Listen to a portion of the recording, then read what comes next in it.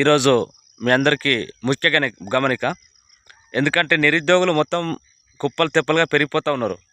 దీనికి సొల్యూషన్ ఏంటంటే వీళ్ళు ఉద్యోగాల వైపు మొగ్గు చూడకుండా వీళ్ళు తనంతలో తాను అంటే స్వయం ఉపాధి పొందాలి. వీళ్ళు అంటే ఉద్యోగం అవసరం లేదు వీళ్ళు. కాకపోతే ఏంటంటే ఇప్పుడు స్వయంగా వీళ్ళు పాల వ్యాపారం కానీ, ఇంకా వేరే వ్యవసాయం కానీ, ఇంకా వేరే అంటే 2-3 రకాలు ఉంటాయి అన్నమాట.